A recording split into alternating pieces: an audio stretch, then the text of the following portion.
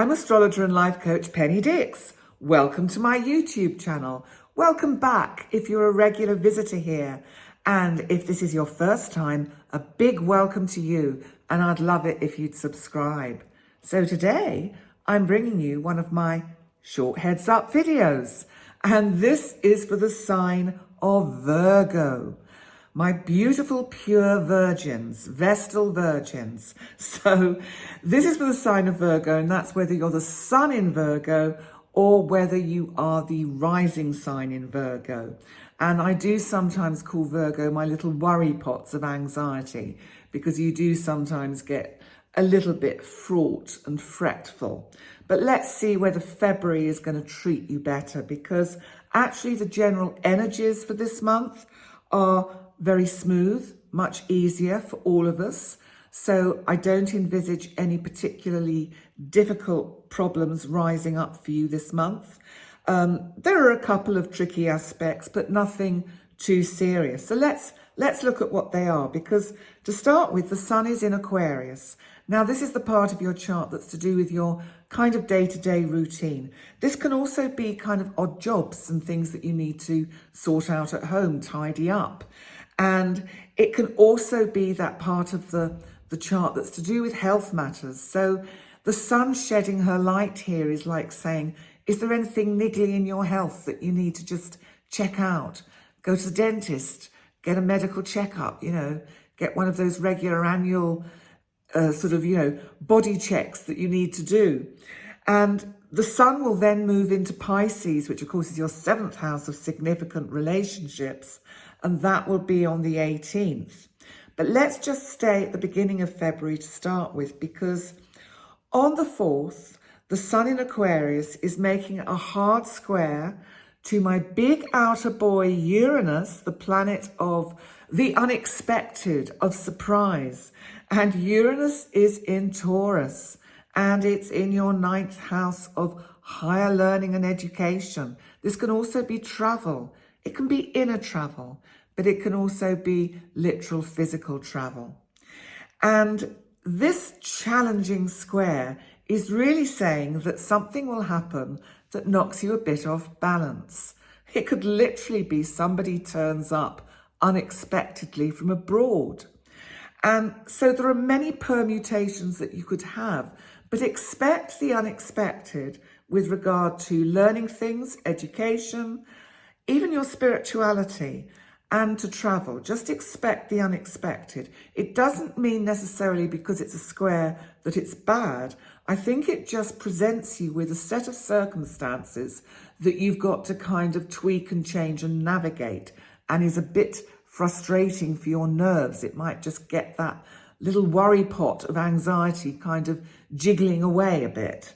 So that's what that's about, because then we need to look to the 5th of February, when we actually have a full moon in Leo.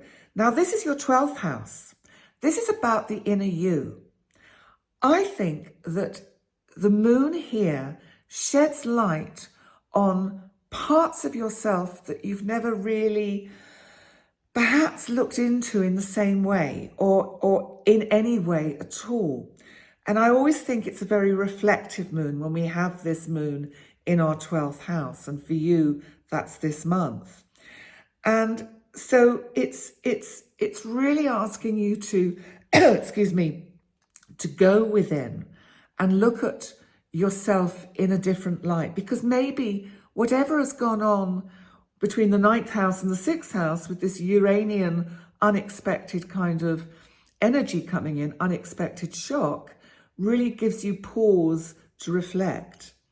And we also have to look at Venus in Pisces in your 7th house on the same day as the full moon, the 5th, because, Venus is making a square to Mars in Gemini, which is your 10th house of career. Now remember, if you don't have a career, or you're retired, or you're not working, it's whatever it is that you're passionate about, whatever it is that you really would like to be doing if you're not doing anything. And Venus here actually is nice energy, except that that's square to Mars. Venus in the 7th, but that's square to Mars in Gemini, is seeing a bit of conflict between relationships and what you could achieve. You know, sometimes we can't do both. We can't please everybody all of the time. And there's something of that nature around it. But let's move on to your ruling planet Mercury, our planet of communication, because Mercury is conjunct Pluto in Capricorn on February the 10th. This is super interesting energy. It's in that part of your chart to do with creativity, to do with entertainment and music and the arts. And I just think that there's a nice feeling with this of some sort of transformation that maybe, excuse me, I'm going to have some water. Maybe there's something you've been working on creatively, which finally you start to see the structure to it. You start to be able to see how you can actually get that working, get it all together and moving forward in a positive way. So that's really nice energy. And then Mercury will move into Aquarius, which is your 6th house, on the 11th.